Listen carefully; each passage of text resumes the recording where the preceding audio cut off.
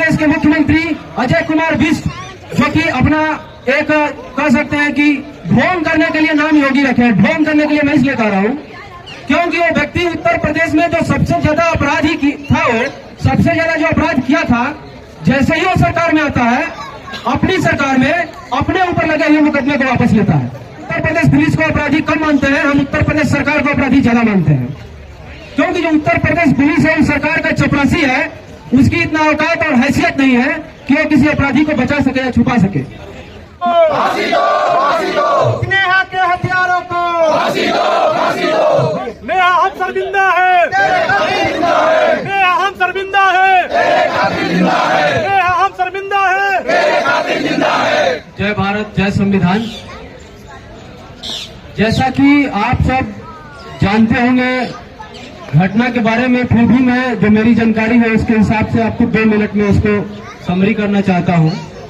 आप सबको ही पता होगा कि ये घटना 1 फरवरी का है, 31 जनवरी और 1 फरवरी की रात को, जिसके लिए हम लोग यहाँ आए हुए हैं। उस हॉस्टल में मैं व्यक्ति का नाम नहीं लेना चाहता और जाति का भी नहीं, क्योंकि जैसा कि हम लोग बोल भी रहे हैं, लेकिन अपराध और अपराधी की कोई जाति नहीं होती है, ऐसा हम मान सकते हैं, लेकिन ऐसा है नहीं। एक्चुअल में ऐसा नहीं है। अपराध और अपराधी की जाति नहीं होती है, लेकिन उसकी स्थिति होती है, उसका राजनीतिक शक्ति होता है, और जो राजनीतिक रूप से जितना मजबूत है, जो सामाजिक रूप से जितना मजबूत है, जो आर्थिक रूप से जितना मजबूत है, वो उतना ही ज्यादा अपराध करने में सक्षम होता है। ऐसा मैं नहीं कह रहा हूं, ऐसा जो भारत में जो नीति शास्त्र है उसका मानना है कि जो व्यक्ति जितना सक्षम होता है उतना ही बड़ा अपराध हो कर सकता है। और ये जो व्यक्ति जो इसमें अपराधी है, जिसका नाम दिया गया है, उसका नाम शायद अगर मैं सही हूं तो रामेश्वर पांडे है। और वो जो जाति है, वो जाति पहले से ही सामाजिक रूप से बहुत मजबूत है, राजनीतिक स्थिति में भी उसकी काफी मजबूत स्थिति है, और उत्तर प्रदेश में जिनकी सरकार है वे उस जाति के सामने नतमस्तक रहते हैं, क्योंकि उनका जाति व्यवस्था में भरोसा है। और अभी हाल ही में आप लोग देखे होंगे कि मनुस्मृति के फोटो के साथ उनका एक तस्वीर आया था। उत्तर प्रदेश के मुख्यमंत्री अजय कुमार बिष्ट, जो कि अपना एक कह सकते हैं कि ढोंग करने के लिए नाम योगी रखे हैं। ढोंग करने के लिए मैं इसलिए कह रहा हूं क्योंकि वो व्यक्ति उत्तर प्रदेश में जो सबसे ज्यादा अपराधी था, वो सबसे ज्यादा जो अपराध किया था, जैसे ही वो सरकार में आता है, अपनी सरकार में अपने ऊपर लगे हुए मुकदमे को वापस लेता है। आपको क्या लगता है, इस व्यक्ति से आप न्याय की उम्मीद कर सकते हैं?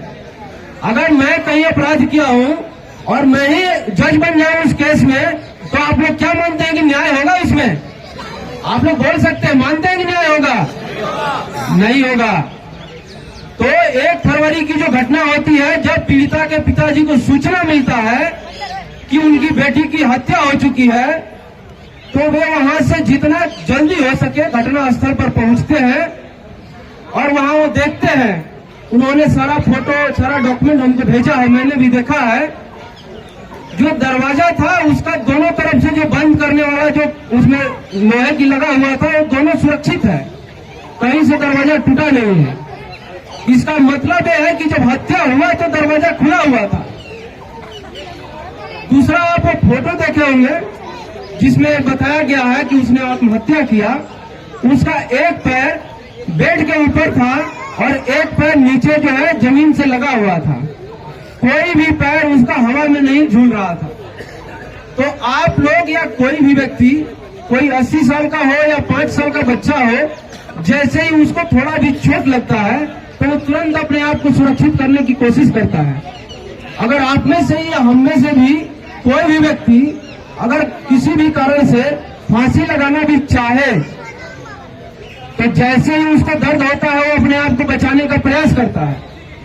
अगर इन अपराधियों का हम उत्तर प्रदेश पुलिस को अपराधी कम मानते हैं, हम उत्तर प्रदेश सरकार को अपराधी ज्यादा मानते हैं, क्योंकि जो उत्तर प्रदेश पुलिस है, उस सरकार का चपरासी है, उसकी इतना औकात और हैसियत नहीं है कि वो किसी अपराधी को बचा सके या छुपा सके। इसमें पूरा का पूरा सरकार, मंत्री और मुख्यमंत्री जिम्मेदार है और शामिल भी है।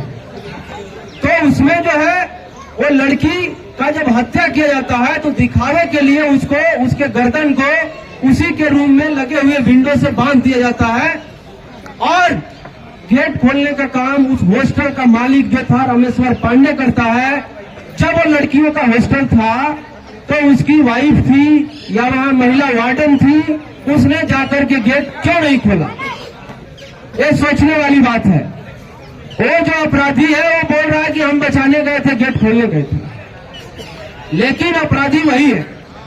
उसके बाद 1 फरवरी का हत्या होता है, उसके साथ बलात्कार होता है।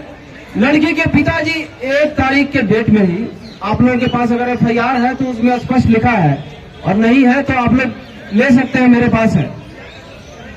उसमें लिखा है कि 1 तारीख के डेट में ही लड़की के पिताजी ने अपना लिखित बयान नजदीकी थाना प्रभारी को दिए। उसके बावजूद भी FIR हुआ इनका 9 तारीख को, 10 तारीख को, 10 फरवरी को FIR होता है, और 10 फरवरी को जो FIR होता है उससे पहले इन्होंने 3 तारीख को SP को लिखित में दिया था, डाक के द्वारा भेजा था। उसके बाद इन्होंने 7 तारीख को प्रधानमंत्री से लेकर राष्ट्रपति सबको लिखित में दिया था। तो आप लोगों को हम बताना चाहते हैं कि जो कानूनी प्रोविजन है, जो कानूनी प्रावधान है, उसके हिसाब से जैसे ही कोई हत्या होता है या कोई रेप होता है या कोई छेड़छाड़ की घटना होती है, जितना जल्दी पुलिस को सूचना मिलती है उतना जल्दी उसको FIR रजिस्टर करके और उसकी जांच की प्रक्रिया बढ़ाने का काम है। ये सरकारी नियम है, जो सरकारी नियम भी अगर माने, कानूनी नियम भी माने तो। और अगर किसी महिला पर कोई हमला है या महिला पर कोई हत्या है या महिला के साथ कोई छेड़छाड़ है और अगर कोई पुलिस अधिकारी FIR नहीं लिखता है तो उसके खिलाफ FIR बनता है और उसमें उसको 6 महीना की जेल की सजा भी है। तो अब आप ये सोचिए कि जिसमें FIR करना था रेप और मर्डर में, उसमें FIR क्यों नहीं किया गया? जो FIR किया गया है उसमें किया गया है BNS, जो भारतीय सुरक्षा संहिता, नागरिक सुरक्षा संहिता, जो कि कहने के लिए सुरक्षा, उस पर हत्या ही हो रहा है।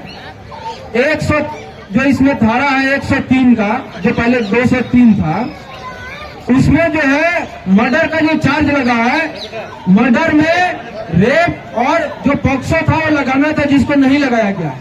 अगर ये लगा होता तो अपराधी भी गिरफ्तार होता, वो थाना प्रभारी भी सस्पेंड होता। इसलिए हम सबका मांग है कि सबसे पहले इस प्रोविजन को लगाया जाए।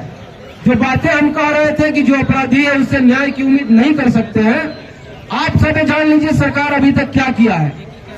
सरकार ने 9 दिन बाद FIR किया है। FIR में जो प्रोविजन लगाना चाहिए वो नहीं लगाया है, और जो अपराधी, जो पुलिस, जो SHO अपराधी है जिसने उस पीड़िता को, लाश को जबरदस्ती बिना पिताजी के सहमति के, बिना उसके माताजी के सहमति के जला दिया, वो आज भी उसी थाना में SHO बन के बैठा हुआ है। ये न हम लोगों को सिर्फ हार है, बल्कि हम लोगों को एक तरीके से चुनौती भी है। सरकार आपको चिढ़ा रही है कि देखो तुम्हारी बेटी का रेप हुआ, तुम्हारी बेटी की हत्या हुआ, हम 9 दिन बाद FIR भी किए, FIR भी उस कानूनी प्रोविजन में नहीं किए जिसमें होना चाहिए था। अपराधी भी खुलेआम घूम रहा है, उसका हॉस्टल भी चल रहा है, SHO भी वहीं बैठा हुआ है, और हम तुम्हारे साथ कुछ नहीं करेंगे और तुम हमारा कुछ नहीं कर सकते हो। ये सरकार की भाषा है। आप नहीं समझते हैं क्योंकि वो मुंह से नहीं बोल रहा है, उसके प्रक्रिया से, उसके प्रैक्टिस से ऐसा लग रहा है। और जो जाति और धर्म की हम लोग बात करते हैं, तो आप जान लीजिए कि चाहे केशव प्रसाद मौर्य हो, या बिहार में सम्राट चौधरी हो, या उपेंद्र कुशवाहा हो, कोई भी सरकार से सवाल पूछा क्या? सोशल मीडिया पे आकर के या सामने से जाकर के नहीं पूछा। तो आज के समय में वो जब वोट मांगता है आपको जाति के नाम पर, तो क्या आज आप उसके जाति का नहीं है? आज भी है, लेकिन इसको पता है कि आप उसका गुलामी कीजिएगा। फिर बिहार में चुनाव आने वाला है, फिर आप उसको वोट दीजिएगा और आप कहिएगा कि हमारे जाति का नेता बनेगा, हमारे जाति का विधायक बनेगा।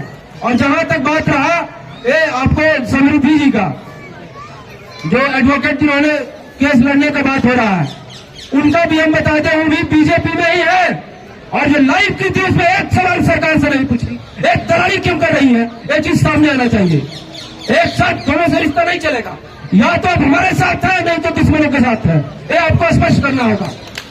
आप सरकार जिम्मेवार है। 9 दिन बाद FIR हुआ। आप सोचिए, जो अपराधी अपराध किया उसको कानूनी सजा मिलेगा, लेकिन जो पुलिस 9 दिन बाद FIR किया उसका क्या?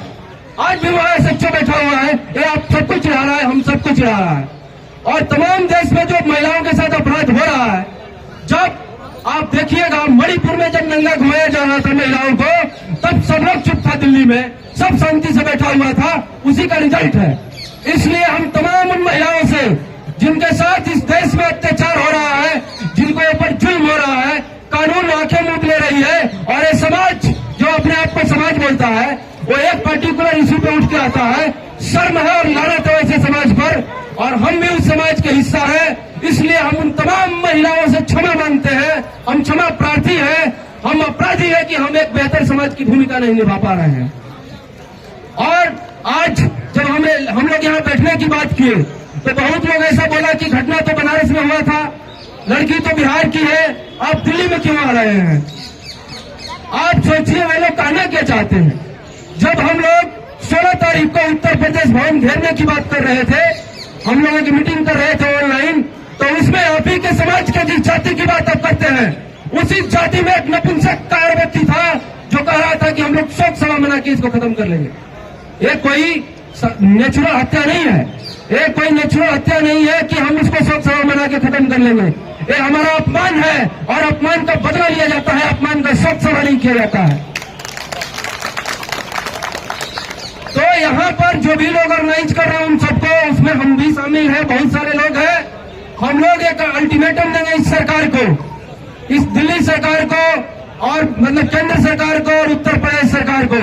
आपको पता होना चाहिए, उसी उत्तर प्रदेश से, उसी बनारस से ये जो यहाँ प्रधानमंत्री बन के बैठा है, जो घड़ियालों आंसू निकालता है, वहीं से है नरेंद्र मोदी, जिसको आप लोग जानते हैं। एक शब्द नहीं बोला इस घटना पे। क्यों नहीं बोला? क्या ये उसके चुनावी क्षेत्र की घटना नहीं है? घटना है, लेकिन आप उसके लिए कीड़ा मकोड़ा है, आप उसके लिए मनुष्य है ही नहीं। और वो बोलता है कि हम ओबीसी है। किस मुंह से ओबीसी है? क्या ये महिला ओबीसी नहीं थी? आप एक बताइए। इसके अलावा भी बहुत सारा घटना उत्तर प्रदेश में हो रहा है, और सरकार इस पर, जिसका नाम अभी एक साथी ले रहे थे, एक टेनी मिश्रा करके कोई इनका मंत्री था, किसानों के ऊपर गाड़ी चढ़ा दिया था और कई किसानों को मार दिया था। इसके अलावा जो भी भाजपा में रेप करने वाला नेता है, उसका फूल माला पहना के स्वागत किया जाता है। तो आप सोचिए कि आपके साथ कैसे न्याय होगा। जिस मनुस्मृति के साथ ये बैठता है, उस मनुस्मृति में महिलाओं को पशु का दर्जा दिया गया है, तो कैसे ही योगी आपके साथ न्याय करेगा? इस घटना के लिए, ये जो रेप और मर्डर की घटना हुआ है, इसके लिए उत्तर प्रदेश पुलिस से ज्यादा उत्तर प्रदेश सरकार जिम्मेवार है। इसके लिए अजय कुमार बिष्ट जिम्मेवार है, और इसके लिए पूरी भाजपा जिम्मेवार है। उसको जवाब देना होगा। और जो भाजपा में बैठे हुए इस समाज के नेता हैं, चाहे वो केशव प्रसाद मौर्य हो, बिहार में सम्राट चौधरी हो, या यहाँ पर समृद्धि कुशवाहा जी हो, उनको भी बोलना पड़ेगा, सरकार को जिम्मेवार ठहराना पड़ेगा। और आकर के दो शब्द बोलने से नहीं कि हम हाई कोर्ट में लड़ेंगे, सुप्रीम कोर्ट में लड़ेंगे। आप सोचिए कि जब सरकार हमारा है, तो FIR के लिए हमको सुप्रीम कोर्ट क्यों जाना पड़ रहा है? तो हमें उस पार्टी की क्या जरूरत है?